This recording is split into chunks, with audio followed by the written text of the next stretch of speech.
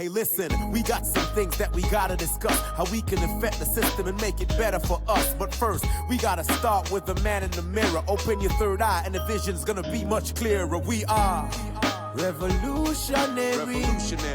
We are visionary. And we stand resolute, but those who pollute the minds of many. Revolutionary. We are visionary. And we stand resolute on those who pollute the minds of many, y'all. This is the Revolutionary Social Work Podcast, y'all. All right, welcome to another episode of the Revolutionary Social Work Podcast. What number are we on? Oh, are we on 9? 9, maybe, something like that. Yeah. When you record so many, you lose track, I guess. But I'm one of your hosts, Ace. And I'm your other host, Alicia. And, I was thinking and reflecting this morning about what we might open the podcast with, and I looked really deep and thought really hard, spent a lot of time in reflection, and I was thinking that the best thing that we could talk about to open up, I was wondering if you wanted to reflect a little bit on what it's like to get your ass whooped in Rummy. Oh my goodness, so badly. We're starting with that. Well, I mean, we hadn't played in a while. When you're parents and you're so busy, we wear many hats. Oftentimes we don't ever do anything for ourselves. Yeah. And we took about an hour and played some Rummy. I forget how to play Rummy every time. And so you have to teach me the rules every time. And I don't know what it is. It takes me a few rounds to warm up. The first round, I got my ass kicked. And so it was a practice round. First 3 rounds. Wait. And then the next round, I think I still got my ass kicked. And then I got a little bit better. And then I got way better. And I'm pretty sure I beat you in that one last round. But yeah, by that point, I was down so many points. So I guess my question is, you say that you forget how to play every time. So you never spend any time in between playing, imagining yourself playing Rummy or any other game like that and strategizing about how you might do it differently or anything like that? I do. I'm weird like that. I'll come out in the middle of nowhere. Yeah. And think about Rummy, and I'll imagine I would do this, I would do that. And I think for me, it's so short-lived, though. Our brains are so different because after it, I'm like, now I'm in my groove. I'm thinking, okay, I'm going to change my strategy. And then I forget about it. And I think you don't. You constantly think about 10 million things at the same time somehow. I don't know how you do it. And you're really good at strategy. Sometimes I go more for, okay, I'm going to listen to my gut, and my gut is saying, let's put this card down. And then it happens to be the card that Ace needs. And then he's like, bam, bam, bam. And then I still have aces and kings in my hand. So yeah, I'm terrible at strategic card games, but it's fun. We had fun. It's weird, but we often talk about the power of manifestation. And I'm not saying like you can go and just manifest a hand in cards or something like that. Not at all. But it is really weird that when you go into something like that and you think that you're going to win, at least from my experience, it seems like you have a much better chance. And when I've gone into something anxious or insecure about how I'm going to do, you don't do as well. It's weird, isn't it? But That's true. He'll probably never listen to this, but maybe he would.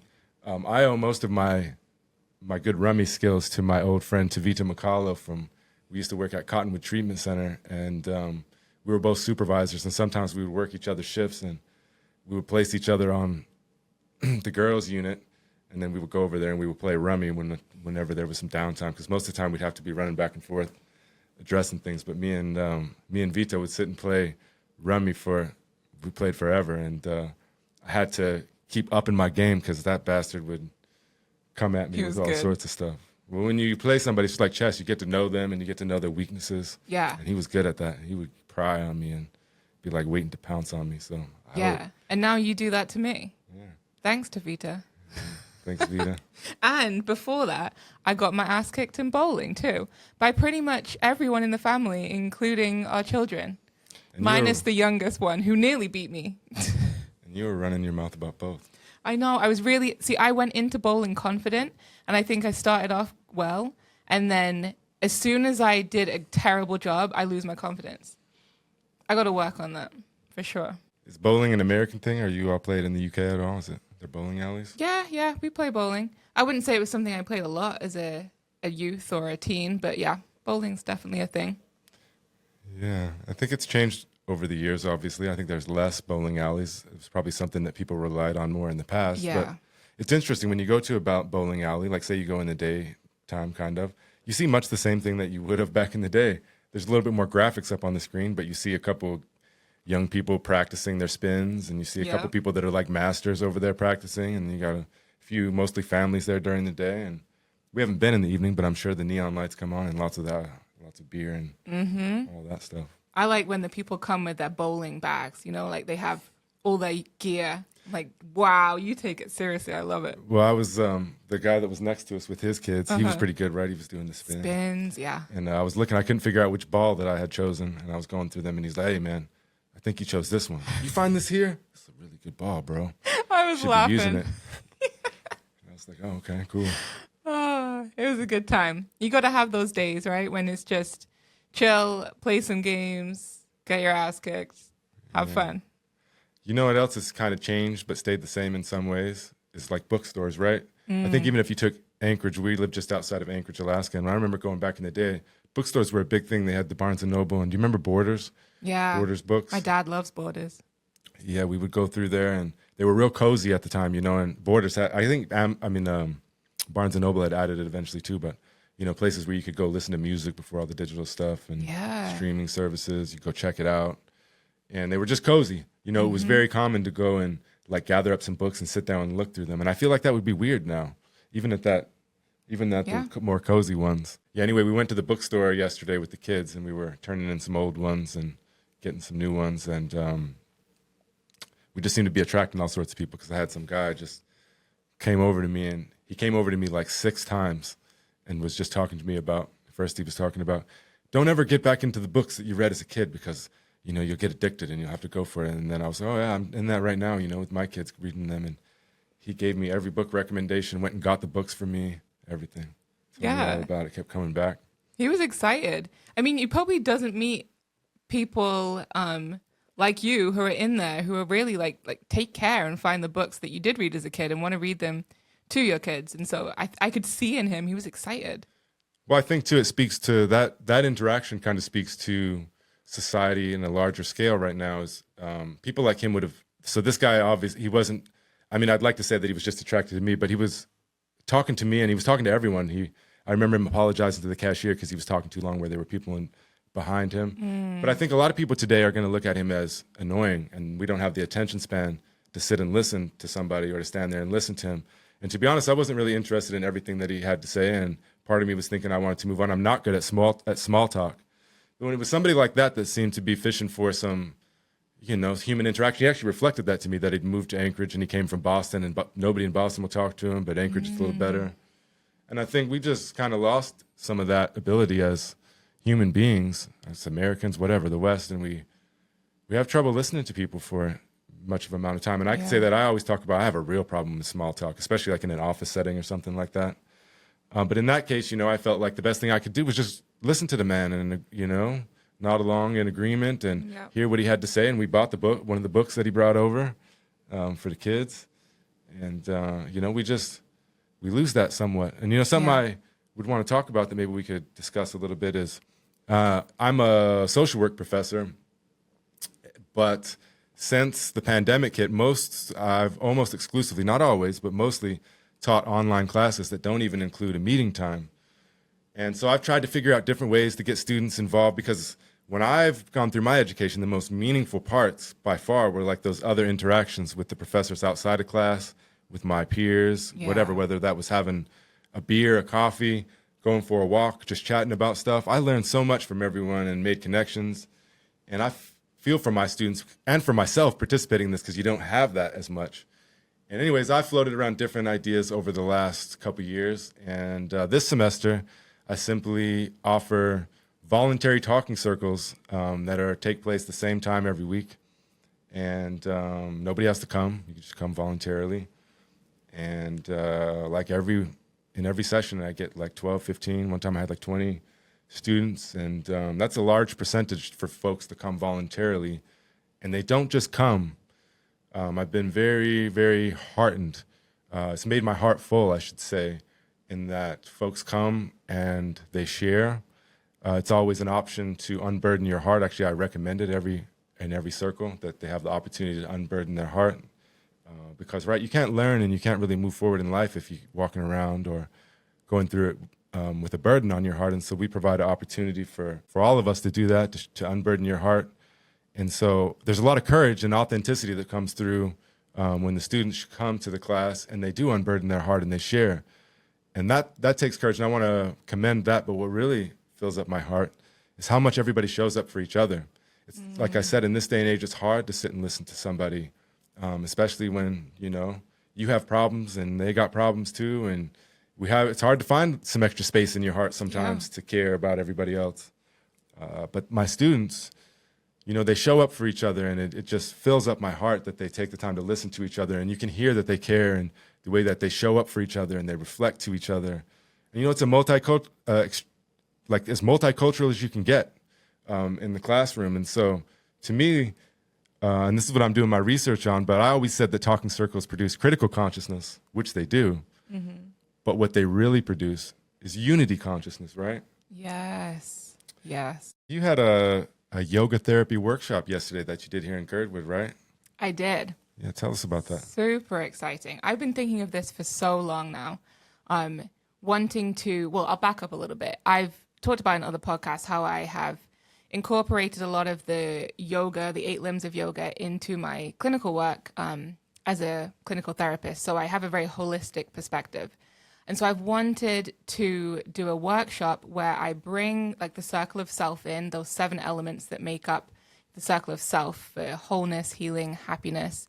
And then we practice yoga together, and we have an opening circle, talking circle, a closing circle, just integrating, reflecting on what comes up when we talk about the circle of self and when we do a yoga. Did you end up doing the manifestation exercise at the beginning? Yeah. So getting to that. So we started off, we just introducing ourselves, and what you said really hit, and it kind of made sense why this is so powerful. Because I asked them one thing that they wanted to manifest today, what we wanted to bring together as a group and manifest individually, but also what did they, if they had anything to unburden from their hearts, to release, to let go before we got started. And I think it's really important that you do that in the talking circles, and I did that in this workshop, because then it gives us more space to listen to each other and to listen to ourselves, the wisdom that comes in. So that was really powerful. And even some people didn't quite understand what manifestation meant or what unburdening your heart meant, but just naturally did it. I was like, that's exactly what you just did. So it was beautiful. And we were able to release a lot before we even got started. Did you model it first? I did. I think that from my perspective, when you're talking, especially when it's one thing if you're meeting with folks regularly and you've met with them, but when people are new to those, like you said, when I was into it, I didn't know what that meant, unburden your heart. Yeah. Things like that. And so manifestation. And so I think that the number one thing you can do is to model it yourself and do it in a meaningful way. Sometimes as facilitators, we can get caught up in just the facilitation, and we can forget to contribute our part of it. You know what I mean? And that's one of the vital parts. And just a tip for anybody that ever facilitates some kind of circle, if you're struggling with that, or if you feel like you need more help, a good thing that you can do is put somebody that whether it's a student or anybody next to you, that's the next person that will do a good job at modeling what you do, or doing a good job at modeling what they do, whatever. And then the next people are more likely to follow on. If one person unburdens their heart, it's like dominoes. It's much more likely for the next person to be willing to do so as well. Yeah.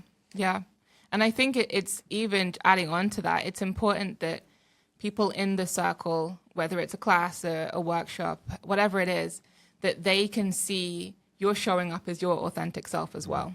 And someone commented on that and appreciated that I am who I am, and I showed up as that person. And so I was really grateful that did come across. But for me, I unburdened that. I put a lot of pressure on myself, whether I'm going into a therapy session, whether I'm running a workshop. I want it to be the best experience I could possibly give to people. But that creates, I think, just too much anxiety on my heart. And it's just unnecessary pressure. And so I unburdened that. And I just said, I just want to enjoy the time with you guys today. And I really did. And so that helped. It really, really helped. And it was an opportunity. I always bring up yoga. We often think about it as just yoga asana, the movement, the postures. And from the beginning, I just really wanted everyone to have an awareness of the 8 limbs of yoga. And we brought it in beautiful ways all throughout. People would think, oh, okay, this is what pratyahara means, withdrawing from the senses. There was a clock ticking very loudly in the background.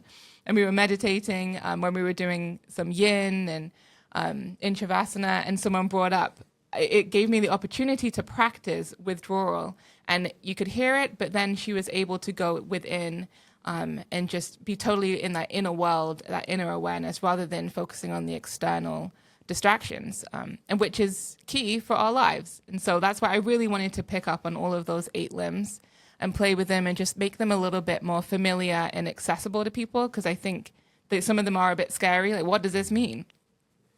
So it was really, really fun. And the circle of self as well, talking about the elements that have been really important to my life and to the people I work with. So yeah, it was great. And one thing that we focused on quite a lot was nourishment, of what we can do to improve how we nourish ourselves. So with food, what are we putting in our bodies? And like we've said in previous podcasts, oftentimes we'll go to a workshop, even a self-care workshop or something to do with social work, and there'll be just like cookies, or there may be soda there, or there may be like sandwiches and stuff like that. So I wanted to be really intentional. Just made a big fruit platter with some water, and we just sat there and we talked about nourishment and nutrition. What does it feel like to see all these colors and to put that in your body? And we also talked about the important part of nourishment being even more than just the nutrition and hydration, but what are we putting in our minds? What are we absorbing every single day? You know, and so I know you've been thinking about this a lot lately, of what we are listening to, watching, and all of that. Yeah, honestly, it's something that I've been thinking about for a long time, and I think as social workers and as humans, we need to think about it more. Mm-hmm. And I think a good place to start for me is to think about historically, back in the days, how did we get information? How did we learn things? How did we know? What stories did we know? Who did we learn from? Who was it that was filling up our heart, filling up our consciousness? Where did we get that from? And I think if you look back in human history, and I mean not very far, like in the blink of an eye, and definitely in my lifetime, and I think the further you go back, the more so, you would have gotten what you know and what you believe, your culture, everything from your grandparents, your aunties, your uncles, other people that you grew up around that were connected with you in a physical place. Mm-hmm. And, you know, they would tell you stories, and they would tell you how to live, and, you know, tell you about how they lived and give you ideas how to think, and just expanding your consciousness and your heart. And I think maybe perhaps intentionally in some ways, but mostly inadvertently by us, is that those stories that were told to us by, you know, our parents, our grandparents, passed down from ancestors and whatnot, they got replaced to a large degree, and they got replaced by school teachers. But even a bigger deal, I think they got replaced by TV, by movies, and even the most important of those would be advertisements. And I think there's a number of ways that you can look at it. I think if you talk about TV and the movies minus the advertisements, one thing that you could point to would be violence. Yeah. There's violence everywhere. I mean, I don't think that you could say the F word on TV, but they could have, I'm sure there's certain rules about it, but how many people can you see killed? How many things can you have seen blown up? And I think even in the modern day too, things like kids playing Call of Duty. And I've seen, you know, plenty of influential people like NBA players that talk about how much they play Call of Duty and whatnot. Mm. And I think it's such an absurd thing when you really think about it, when you watch all these things and then, or even participate in them as playing the game in something like Call of Duty. Well, we become desensitized to the violence. And then when you see that there's wars going on everywhere, and we see things on TV, and maybe you saw a whole village blown up in Lebanon, maybe it was alarming to you, but maybe not as alarming as it should have been, because you've seen that happen all throughout your life on television. You've seen plenty of explosions and villages being blown up or whatever.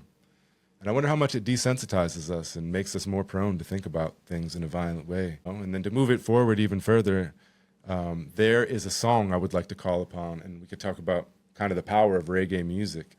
And the reason we talk about this often, but the reason why we listen to reggae music is, I mean, one, because we like it, but mostly because the things that they talk about in the lyrics are things that push us forward, that expand our consciousness, that help us learn. They tell stories.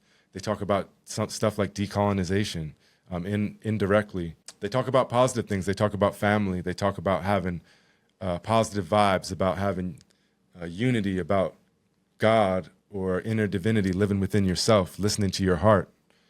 I mean, where else can you find music that talks about it? I wouldn't want to say that doesn't exist anywhere, but typically when I listen to the radio, I don't hear people talking about those kind of things.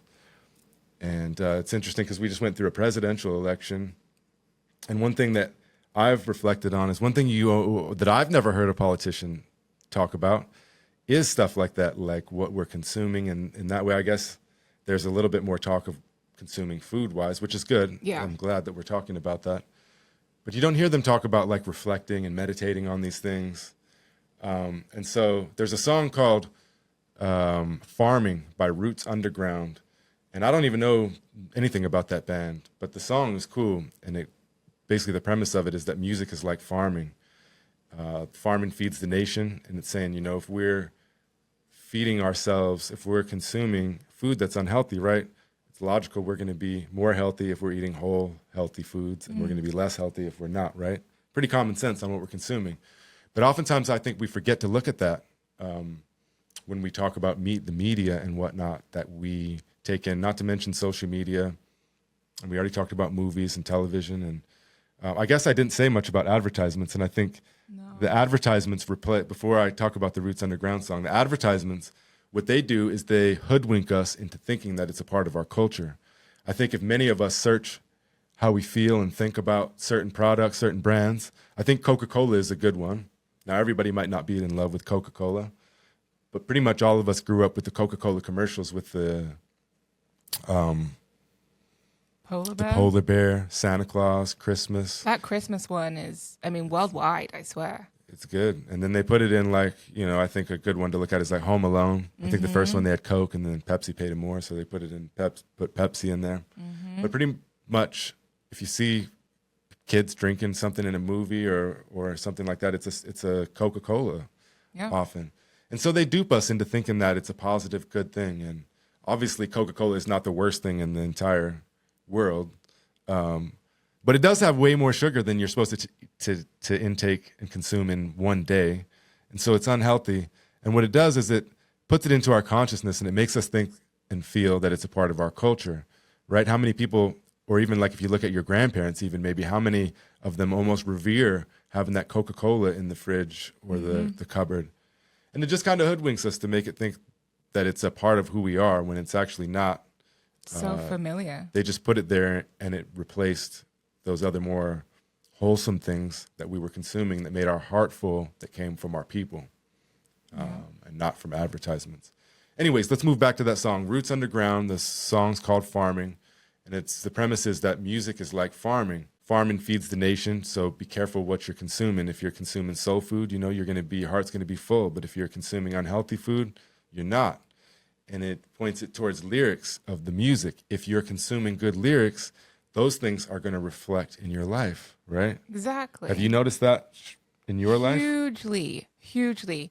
And I think, when I reflect back on what I was listening to as a teen, it saddens me. It really saddens me that I didn't even really know what I was singing or listening to. But when I think back at the lyrics, like they were garbage, really. Like they didn't add anything to my development, my life. Very much focused around sex, partying, drinking, all of that, which then you start to think, well, that's just a part of having fun. That's part of this time. But I just think, what if I'd been listening to reggae, which my parents were, and I would enjoy it in the car, but it wasn't part of like the teen culture I was in. It wasn't cool. right? And so the lyrics I listened to growing up, it saddens me. And now when I'm walking around and something comes into my mind, they're positive lyrics and they are ingrained in my brain. A lot of songs right now are ingrained in my brain. When I look at the lyrics, I'm thinking, yes, that's what it's ingrained, because I want to live that. I want to be that. And it starts to manifest in your life. That Living is the Lesson song I brought up last time, I think it had a big part to do with, I'm going to go do this workshop. Like I have a vision. I want to put it out there. I want to make decisions and I want to share it with the world. And if I make mistakes, living is the lesson. Things like that. It's so positive. And the other thing I will say is the kids. The kids are listening to our music in the car. Hell yeah. Right? It's important. They are sitting in the back. You can hear them singing loudly with the lyrics. I would be crushed if they were singing the same sort of things I was listening to. But no, they are singing. They love this I Am a Human. They're singing. What's that? Their favorite song is that Mahali one. Wise Man. Wise Man said to me, give all your love for free, and what you're given in return, well, it's more than you can earn. Yeah. And they sing it word for word, and they love it. And think about what that's manifesting in their lives. Exactly.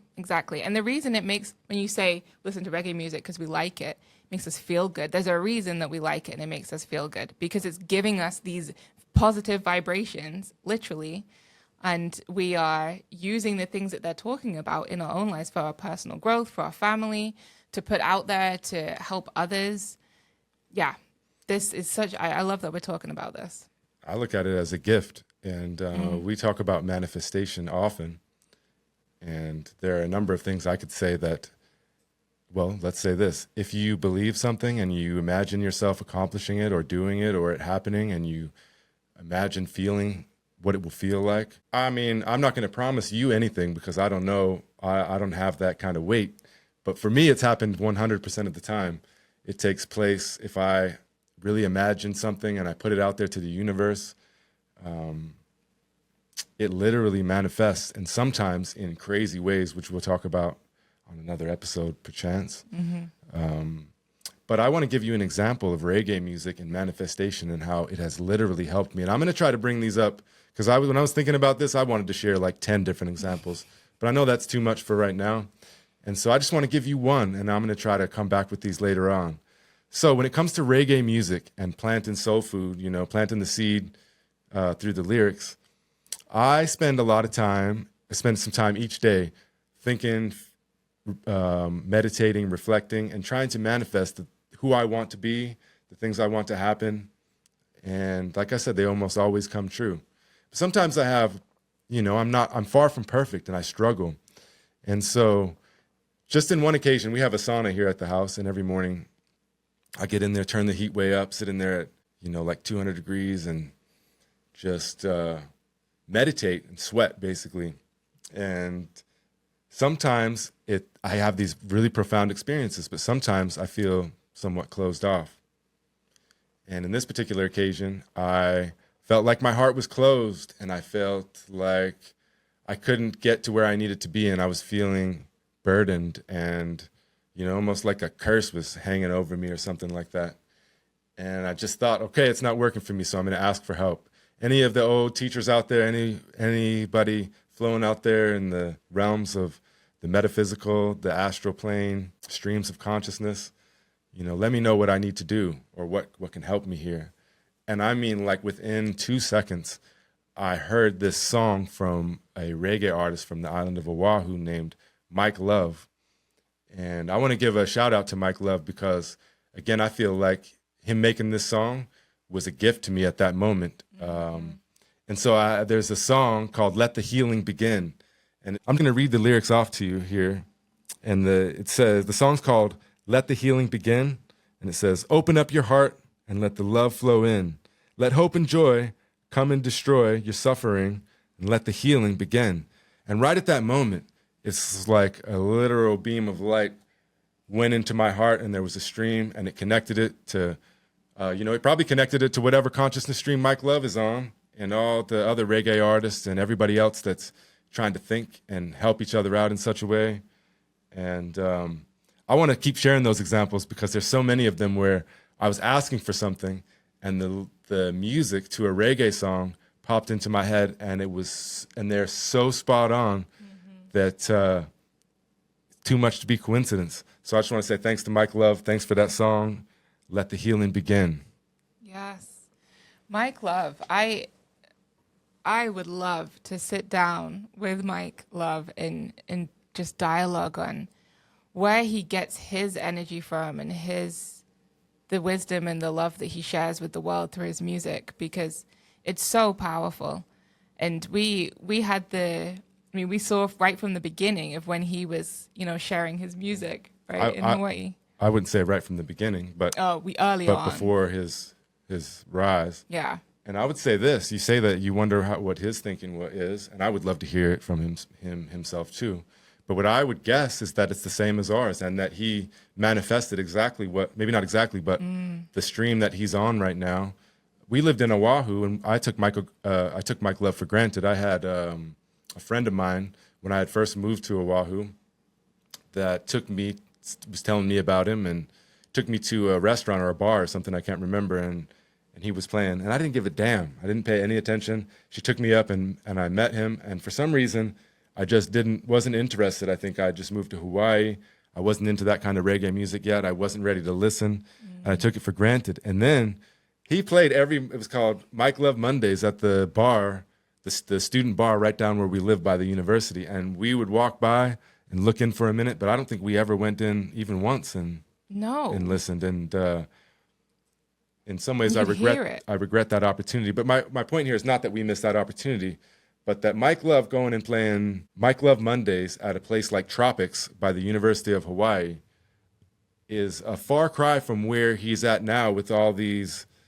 I mean, his albums are, and his music is, it's on a whole nother level. The best, in my opinion, I don't like to put the best label on anyone, but by far one of the best reggae artists out there right now. You should check out Mike Love for sure. And I bet you that when he was doing all that, he was doing the work and practicing in order to make it to where he is now and manifesting it all. So he got to the point where now, not only is he playing through our radio constantly, but he's playing through my consciousness and delivering exactly what I need right when I want it. So again, thank you, Mike Love, and thanks to all the artists out there that, think about putting those kind of things out there for us. Yeah. And it's not just about the money.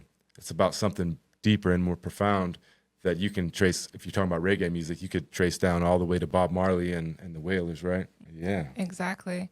And I think, is his most recent album, is it called Leaders?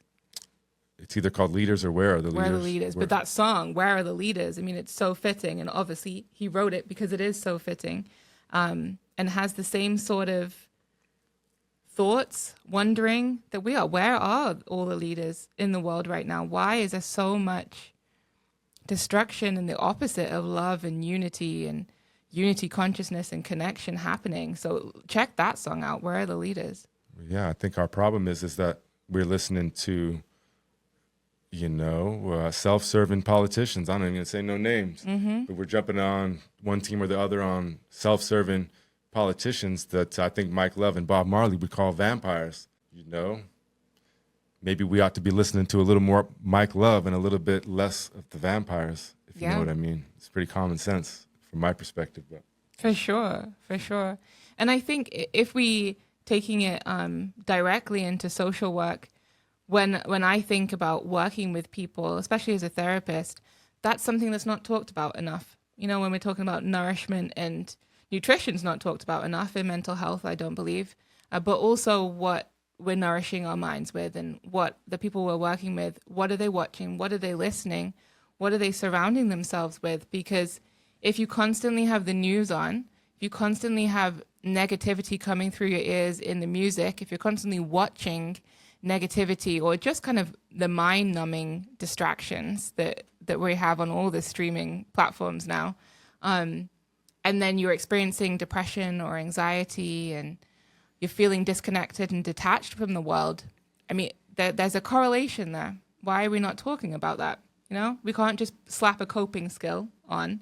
We have to look at what's behind this. What are the building blocks that we've been building? What's the foundation that's leading to these symptoms? Yeah, and I hear and see a lot of grief on social media and from folks about the election, for example. And I would just like to say that if you're stressed about those kind of things, because I have been there, and I'm not saying I don't stress at all about it or I don't think about it in a way that is harming for myself, because I do.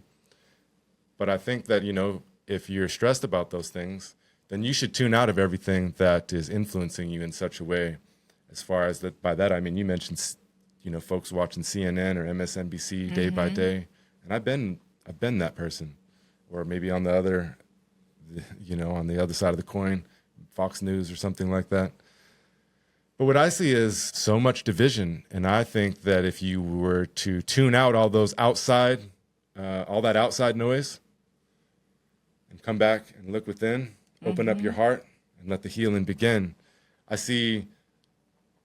going to say both things. I see plenty of people that supported Trump or were against the Democrats, Republicans, whatever, that are being, you know, kind of like kicking someone when they're down, making fun of people and whatnot. And I'm not going to lie, some of the stuff is kind of funny because it's so over the top. But I think that it's irresponsible and it lacks empathy to not look at some, you know, like the losing side, for example, and have empathy with them and try to look how they can come together. And I have seen that in some cases as well. But then when I take it to the other side and I look at how some Democrats are responding, and it's hard to say because you're talking about social media and CNN and MSNBC, obviously that doesn't represent everybody on that side. Right. But I see a lot of stuff, and actually I'm going to pull this up. I pulled some stuff off the internet today that I wanted to talk to my students about, and some tweets, and I think these are all tweets actually. Let's see what we got here. Okay, so these are just tweets that I saw today when I searched for social work and voting. And Alex, the flop, writes, being a social worker and voting for Trump shows that not everyone is a good social worker. Another one writes, this is, I'm not going to try to read these names, says, how the fuck can you work in the social work field and have not only voted for Trump, but also continuously agree with everything he stands for? The social work field is literally built on advocating for the fight for the rights of people, and yet y'all wanted Trump, someone who is against all that? Let's see what else we got over here. Therapists, social workers who voted for Trump are the fucking worst. How can you be in this field with the vulnerable people we work with? You see how they've affected you, and yet you chose to vote for someone who will take their rights away. Shame. Next one. It took me only like 5 minutes to find these. I didn't have to dig very deep. Anyone that is a social worker or claims to be one and is voting for Trump isn't a true social worker. He literally goes against all of our code of ethics. Fuck that motherfucker. How can you take time and spend the money to become a social worker and then vote for someone like Trump? I never understand. Such a disgrace to the profession. So, I just want to preface these things real quick. I'm not supporting Trump, and I'm not saying that, I agree with anybody that voted for Donald Trump. And I don't have a problem with you being upset that somebody did vote for Trump or being, having your feelings hurt or whatever. To each their own, and we're all in different places. On the other side, I'm a social work professor and a social worker, okay? So I have like at least 100 students at all times. I promise you, some of those social work students are not Democrats. Maybe a lot of them are, or more than 50%, or even a higher majority. But I can tell you for a fact that not all of them are. And some of them come to me sometimes and they say, Professor Ace, Professor Stettler, I feel like I don't have a place anywhere and I can't talk about anything because every time I do, I just get shut out, or I show to a social worker event and they open up the event by basically declaring that they're Democrats and that they assume that everyone in the room is. And then I see these things, and I've seen ones, I actually was looking for some other ones that I saw that were even more so, like, that threatened these people that were social workers, and they were going to kick them the fuck out of the profession, and they need to get the fuck out of here, and they're not a real fucking social worker. And it's a lot of F words for social workers to be speaking to each other, from my perspective. And, calling them a disgrace and all of these things. And even Anthony E. Street, the CEO of NASW, the National Association of Social Workers, he put out a message, and talking about how Democrats are the party of unity while being about as divisive as you can get. And, he is somebody that would represent, I know he said that this post doesn't represent all social workers, but as the CEO of the NASW, the National Association of Social Workers, not the National Association of Democratic Social Workers, but the National Association of Social Workers, you represent all social workers, and you have a responsibility to listen to them. And the way I saw him respond was just like this. Mm-hmm. And so I want to take it further, and I want to say, if you have somebody, whoever they are, whatever they are, and they disagree with you, and you can't stand, and you wish you need them to come over to your side and believe what you think. I promise you, the worst way to go about that would be to say, fuck you. Mm-hmm.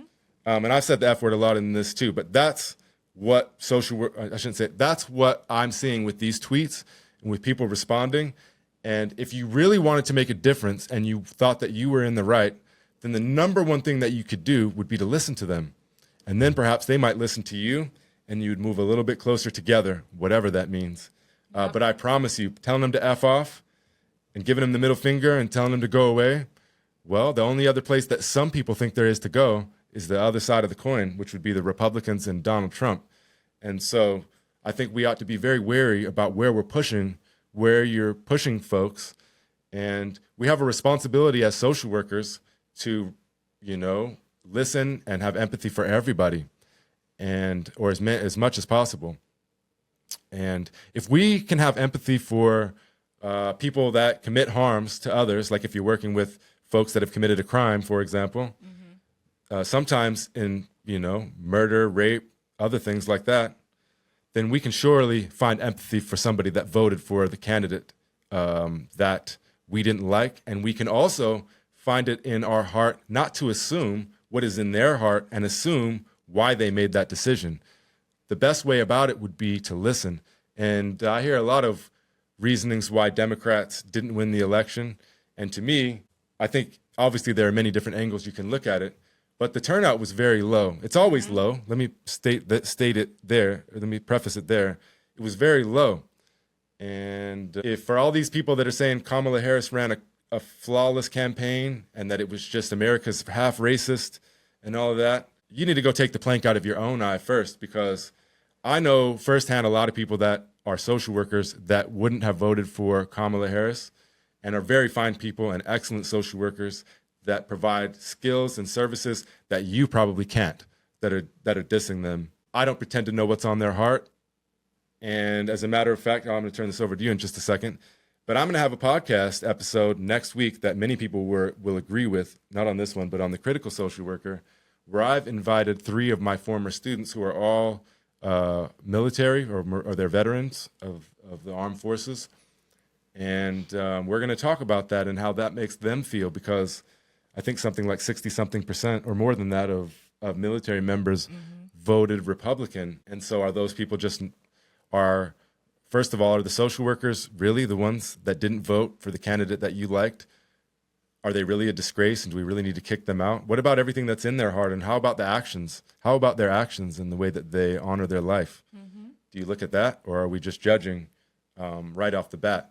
I think that as social workers, we have a responsibility to listen, and that's what I plan to do next week. As much as some people think that I shouldn't be listening to that side, those people, regardless of whatever, are my brothers and sisters, and I know they're good. I know that these people that I am going to talk to are good, kind people in their hearts, and I'm going to honor that and listen to them and give them an opportunity to share how it makes them feel when the CEO of the NASW and so many other people are talking about them like they're garbage, dehumanizing, whatever. That ain't unity. I don't know what your definition is. Maybe you ought to change it to livity, like the Rastas, because the power of sound or whatever. But that ain't unity. No, it's not. And okay, the biggest thing that got me after the election results was, like what you're saying, not taking the plank out of your own eye, is everything was, wow, half of America is racist, half of America is sexist and homophobic and all of these things, and yeah, you all suck for voting for the other person, and absolutely zero reflection of why people did not go out and vote for the Democrats. Like, no reflection at all. And important, and which emphasizes the importance of revolutionary social work right now, in which a prerequisite for any kind of social change is change from within, which starts with self-reflection and looking in the mirror, which they're not doing. Exactly. zero reflection. And so we're literally, what I see is what Anthony Street is doing as well. The CEO of the NASW, who's supposed to be, is inevitably, even if he says this is not speaking for all social workers, people are going to see that he's speaking for all social workers, saying that we did not vote for unity or connection or safety, all of those things. It pushes people away, especially the people that did not vote. The huge amount of people. Do you remember what the numbers were? It was the biggest group of people were the ones that didn't vote, right? I think it was, don't quote me exactly, but I think the election was somewhere along the lines of 70 million for Harris, 80 million for Trump, and 110 million didn't vote. Right. 110 million people did not vote because they did not want to play the game that keeps being played every 4 years of this is the one time, this is the election that really matters, and don't take this as I'm making a stand this election, because if you don't vote for this party, you're basically voting for the other party. Why are we playing that game every single 4 years? Right? And there's this huge group of people, over 100 million, that are not playing it anymore. And so for people to say, wait a minute. I just want to say they've never played it. That number's always high. Right. But why are we not looking at that? Why are the Democrats still playing the whole, oh, you all suck, you're all racist, homophobic, sexist? Why are they not looking at, why are people not turning to us to see the unity and the hope and the safety and all of that? People aren't seeing it. A huge majority of Americans are not seeing it. So to bash people that voted for Trump and not reflect on themselves or reflect on why are we pushing these people away? Why do they not want to come to us either? They're never going to get anywhere. We're going to play this game again in 4 years' time. And it kills me to go through these conversations. And it's hard as a social worker. Like you said, we cannot assume that every social worker is a Democrat. And I think that's really important. And I brought that up at work the other day. We can't assume all of our clients, definitely, but all of our co-workers. We are all human. We all have different value, belief systems, experiences, and we all have different interactions with the political system. Some people may be in that huge group of people that do not feel like playing the game every 4 years and are not going to vote for two candidates who really don't represent what social work actually means at its core. And some people are going to vote Trump because they do not see what they see as the unity and the hope in the Democrats. So, yeah, this is a hard time. Yeah, and I think I would just like to speak for myself personally, and I know there are many out there like me, but I think this is a very reasonable position to have. But I will not vote for war, period. No. I will not vote for war. And I heard both candidates state that they were going to continue, maybe to different degrees, depending on which one we're talking about, but both of them said they were unequivocally going to support Israel in the right to play offense that they continue to call defense. And I'm not down with it. I'm not doing it. It goes against all my values. It goes against every leader that I've ever believed in, that I follow.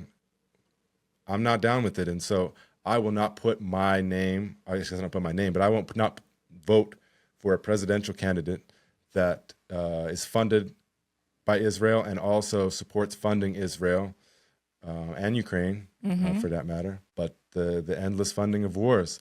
You're not going to get me to vote for you, period, if that is on the agenda and if that is what is happening, period. And if you have a problem with that and you would like to shame me for that, I mean, I don't want to shame you back. What I want to say is I don't know what to say to you, because that is my value system. And I guess if you're dissing the value system of not voting for war, then I guess we're not in as much of alignment as we could be, I suppose. I think, yeah, it's really confusing to me how we can shame people who are seeing the genocide, cannot unsee it, and cannot stand by and say, okay, that's happening, but it's so confusing to me. And to be in a place where, because I've heard this election series and the previous one, of, well, okay, that's valid. You don't want to vote for war, but then you are, in turn, voting for Trump, who is then going to do all these terrible things to the country. How can we just discount the war and genocide that quickly and that easily and that simply, and just, it doesn't make sense, especially as social workers, especially as revolutionary social workers. it's not possible. We cannot discount that and just move past it and think about ourselves. Yeah, not to mention, from my perspective, especially revolutionary social work values, but I think it should be social work values in general, would be that in a case like this where there's so much division and separation and finger pointing and blaming, is that we could take it back to the Mike Love song. And the worst thing that we could do is tell them to F off and go away, regardless of what side you're on, but instead to open up your heart and let the love flow and let the healing begin. Open up your heart, show some kindness, show that you're not prejudging anybody. Open up your heart and let him in, and that would be unity, and that is what would bring us together. Organize around the local place that you live. We spend a lot of time on the internet and all of these things. I think that what real healing would bring in this sense for unity would be us unifying locally, all over the world, all over in America, in your city, in your town, in your neighborhood. Get to know your neighbors. If they have a political sign that you don't like, that's the opposite of what you perceive it should be, even more of a reason to go and say hello and talk to them. And then even if it's by virtue of them, maybe they have negative views about your political beliefs, but if they get to know you and they see who you are, they're going to be much more likely to see you for who you are, and it's going to change their perspective on their beliefs just a little bit, as it might do for yours, and you might be able to, believe it or not, see the humanity in each other's eyes and find real unity. That's what I believe anyways. Yeah.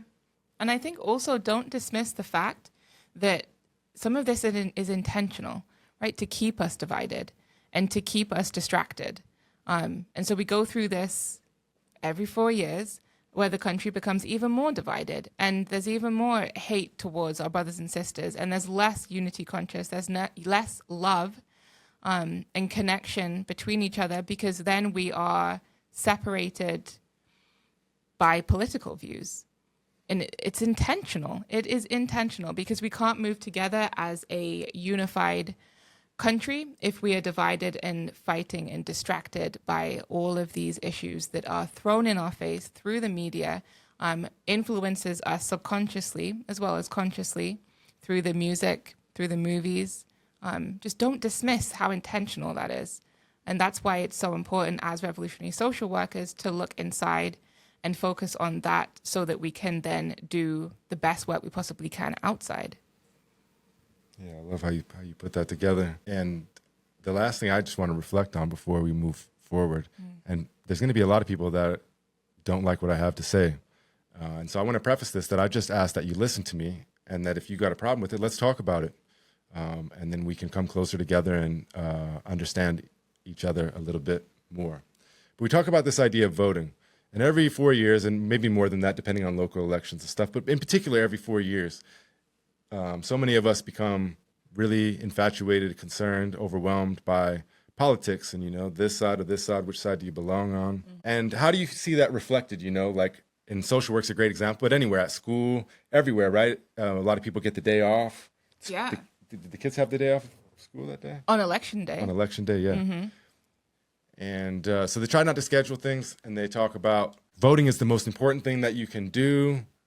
It's your one chance to have a say in things. And I don't want to dismiss that completely, especially when you're talking about smaller elections on a more local level, like statewide, local municipalities and whatnot. But when you're talking about the presidential election, let's just use one example for Alaska. Alaska is a deep red state. It is not voting Democrat. And so I'm not discouraging anybody from going to vote at all. If you believe in that and you want to go and make your voice heard in that way, by all means, take advantage of that. I'm not saying that. I'm not encouraging people to do anything. What I'm saying is that I think we've been hoodwinked in this way a little bit. So if you have 110 million people that don't vote, give or take, every election cycle, that's a lot of people. And so if everybody truly believed that they had a voice and that their vote would make a difference, 110 million people wouldn't abstain from voting. They would vote. Even if you had people like, say, perhaps me, that won't vote for war, I think a lot of people don't vote because they're apathetic. They just don't even give a shit about it, and they don't see how it can make a difference. And So if you have 110 million people that aren't voting every election, what does that say to us? It says that that's not actually true, that the best thing and the most important thing that you can do is go vote, and that will be what makes a difference. Because if that were true, people would believe that by virtue of their history and their experience and what they see with their own eyes and live with their own experience. And those 110 million people, or most of them, would be out there voting. Mm-hmm. What it shows to me is that people are apathetic towards it, and many people don't think that it will make a difference. And Alaska, again, back to it's a red state. Yeah, you could go vote for a Democrat, and you can go and make your voice heard, but it doesn't make any difference for the presidential election, and I mean at all. Nothing. It does nothing. The Alaska is going to vote red regardless, and I guess maybe you could argue long-term you could swing it over. But in this particular election, voting for anybody else doesn't do anything other than add one little notch somewhere that most people are never going to look at. I voted for Jill Stein in Utah in, what year was it? 2016, yeah. Yeah? 2016. Okay. And yeah, it made me kind of feel good, like I went and did something, but it didn't do anything. Nobody cared. Nobody gave a shit that one guy in Utah voted for Jill Stein. And, I think, I don't want to dismiss it completely because I think, say third-party candidate that gets some momentum and gets a large number of people, it can get some momentum for later. So I'm not dismissing it completely, but I'm saying as far as the actual election results of who's going to win, Kamala Harris or Donald Trump, voting in Alaska does nothing. The election's already over before we don't have enough electoral votes to really matter. But it was kind of funny. They were waiting on Alaska's 3 votes to push it, but didn't really need it in the long run. And, I've lived in Hawaii where it doesn't matter. It's going to be the main Democratic person no matter what. And so it shows us that there's an error with our thinking and the way that we're approaching it. If it were really true, we wouldn't have to plead to everybody to go do it and how important it was. They would know, and they would believe that. But they don't for obvious reasons. Maybe you might feel that way a little bit more if you live in Pennsylvania and it's a swing state and you feel like the vote, or not you feel like, but there's an actual opportunity for the vote to swing a certain way. But for most of us, we live in states that are already predetermined. They don't call us swing states. They tell us that we're a red or a blue state in a predetermined way, right? Yep.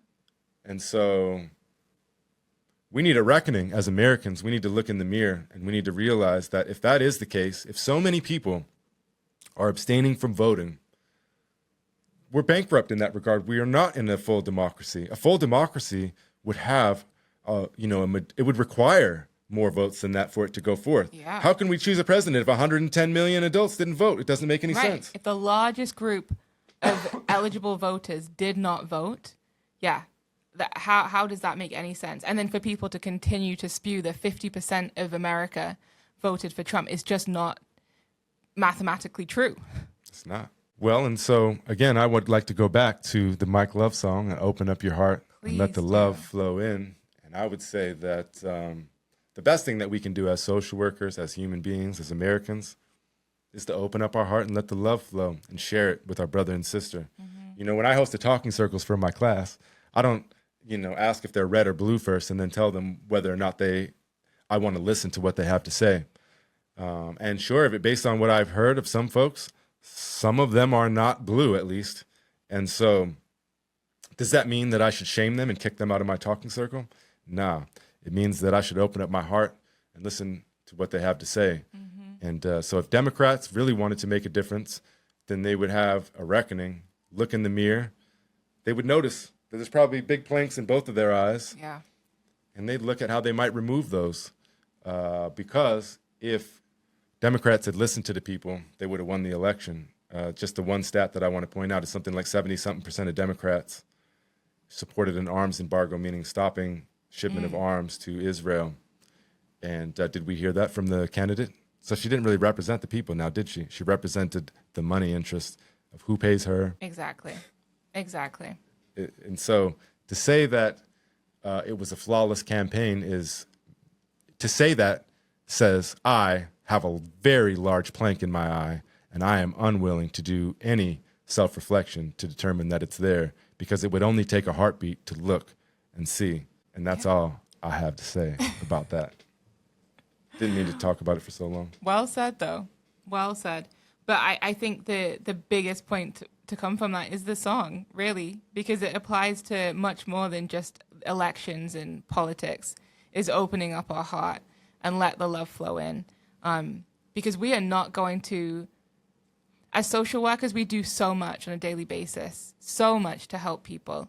But on a large, large scale, if we do not open up our hearts, if that's the one thing that we're not doing, is opening up our hearts to everybody, no matter what political belief, no matter what religious belief, no matter what we look like, no matter what, everything. If we're not opening up our hearts and letting the love flow in, what are we doing as social workers?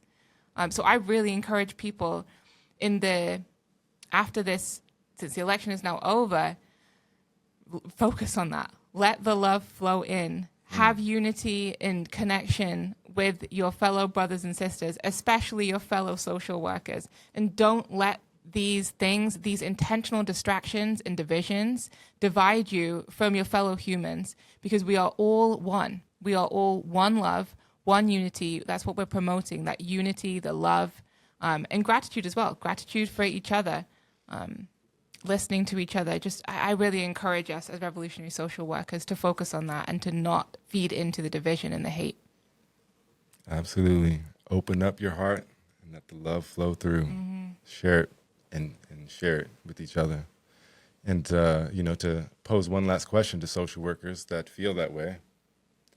What if you have somebody, a client that comes in and doesn't align with your political beliefs? You going to kick them out, tell them that they're a piece of racist shit and tell them to go, or are you going to listen to them? I don't know. What does social work values say about that? Mm-hmm. And that's what's kind of crazy. Just to kind of answer that, is most social workers, therapists, they would open up their hearts to their clients who do have different political views, because their values say that professionally, ethically, that's what we need to do. We're not there to convince someone to choose a political candidate. So why are we not doing that for our fellow social workers? Makes no sense. Exactly. Anyway. And I wanted to kind of call out the NASW a little bit further right here. And not a huge deal, but, we've been critical of the NASW, and I want to clarify, we're not saying everything to do with the NASW or anybody who participates in NASW is bad or negative or nefarious in any way. Not at all. There's plenty of, I say the majority of it is very positive as far as people coming together, connecting. You see a lot of unity. I think it could be done in better ways at conferences and whatnot. But you do see unity, and you do see what I was talking about, people talking and unifying and connecting. And so kudos to everybody who's using the NASW in such a way to do that. But in the other ways, like I've said, the NASW is divisive in so many ways, how they approach things politically. And we've criticized them on the podcast, like I've said. And so we had an email from Mr. Greg Wright, who is the communications director for the National Association of Social Workers. And he wrote us, and he said, "Good morning, Alicia and Ace. My name is Greg Wright, and I am communications director at the National Association of Social Workers. You have an amazing podcast, and we appreciate your views, even when we disagree. Some of the comments you have made about the NASW seem to reflect a misunderstanding of the association, which is member-driven.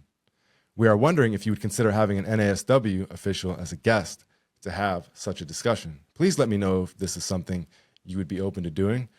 Have a good weekend, and hope to hear from you soon." And we wrote back, "Hi, Greg. Good morning. Thank you for reaching out. Yes, we accept your proposal to have someone from the NASW on the podcast. We are here to learn and grow together. We have some availability in November, the 16th or the 30th, both Saturdays. Let us know if either of those dates, and we can work and we can move forward from there. Respectfully, Alicia and Ace." Well, that was a long time ago, and Mr. Wright never responded. And I don't want to diss too much because things happen and emails get lost. We're busy. In the midst of things. I do it sometimes. But I think in this case, it bothers me just a little bit that it was reached out, which seemed like with somewhat of an open heart, at least, or open mind, and that it wasn't followed up on in any way. And it's been, like I said, it's been a long time.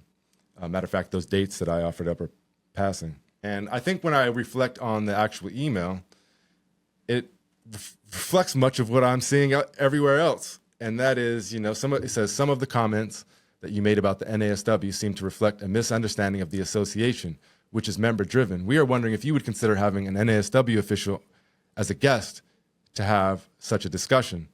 So I appreciate that, and I think that would have had positive ramifications, and whoever it would have come, whether it was Mr. Greg Wright or somebody else, that it would have been, or maybe would be positive. But I wonder if it could be reflected in a different way. So from my perspective, Greg Wright thinks that we have misunderstanding about the NASW, and he wants to have somebody come on and educate us, is from basically what that says, to let us know how we're wrong about that, and that they are actually a member-driven organization. I think a better approach would have been, first of all, making it happen and following through with authenticity.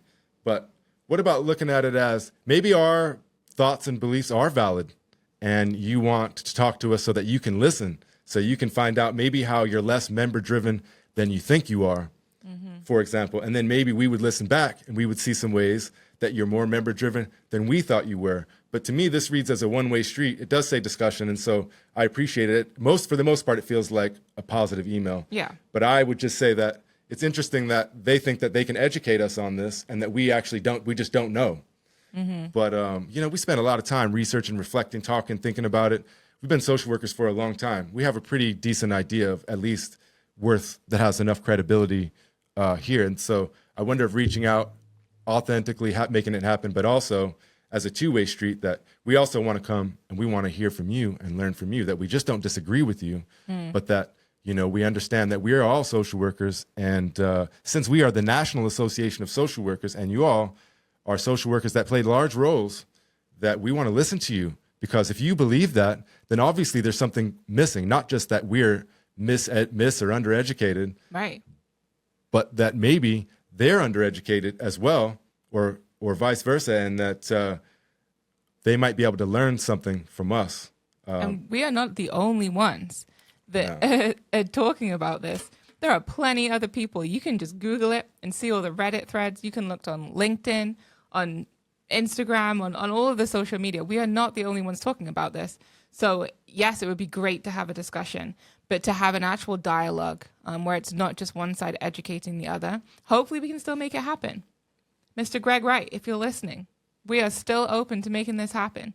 But an open dialogue is important. All right. Well, I think we got to come towards the end of this episode. We'd love to stay and talk with you forever, and we have so many things that we would love to share. But I think we got to move forward, and I think maybe we could do a little social worker challenge, or a couple social worker challenges. And my challenge is going to go for myself as well. I want to apply it to myself because I'm by no means sitting up here and saying I'm this individual who knows it all and has done it all. I have so much work to do, and I'm working hard on it all the time. But I just want to, my social worker challenge for this episode is for you and for me and for us. And let's open up our hearts and let's let the love flow, like Mike Love says. If you think about it, if you open that up and you open your heart, that light is going to flow through, and it's going to not only just come inside of you, but come out maybe even stronger than it came inside of you. And we have an opportunity to share that with our friends, our family, our brothers, our sisters, our fellow social workers, the clients that we work with, the people with a political sign we don't like in the yard next door, our neighbor, because that's what they are, your neighbor. Yeah, they're a neighbor much more before that they're some follower of a politician. So I encourage us both, let's open up our hearts. Let's go and talk to somebody we normally wouldn't talk to. Open up your heart. Listen to somebody. Listen to what they have to say, especially if you think that you disagree with them. Let's do it together. Let's open up our hearts. Let the love flow through. And I just want to say that if you don't like what we're saying, my heart is open to you, and I would love to talk to you further on a deeper level, as long as you're willing to do the same and come with the same open heart. And so that's my challenge. Let's open up our hearts together, and let's continue this journey, and let's push into revolutionary social work, and let's make a change in the world. But let's start here inside of our own hearts. That's my challenge. I love that. I'm going to just kind of extend that a little bit then. I think connection is something that we talked a bit about at the beginning, how people are looking for connection. And right now with the election results, I feel like there's less connection. There's more pushing each other away. And so I challenge us all every day to be intentional about what we are doing for connection. Can maybe connect with someone who you feel in your heart. Maybe there's that feeling of, that kind of ick reflect on that. Why is that? And maybe push yourself and connect with that person in a different way that you may have done if you hadn't reflected. So connection, just be intentional about who you're connecting with and push yourself outside your comfort zone or outside that initial ick. And to do that, you have to reflect. You have to go inside first. So that's my challenge to us all, including myself. Hell yeah. Let's do it together. Yep. All right, everybody, we got to go. We got a lot going on. We're wearing many hats. And As always. yeah, we got to get to it. But I hope you enjoyed the episode, and we'll see you next time. Take care, everyone. Peace. Peace. You've been listening to the Revolutionary Social Work Podcast, and we just want to say thank you for your continued support. You can catch us on YouTube, Apple Music, and Spotify. Remember to like and subscribe, and don't forget to share our content with the world. But most of all, never forget to keep being revolutionary. Peace.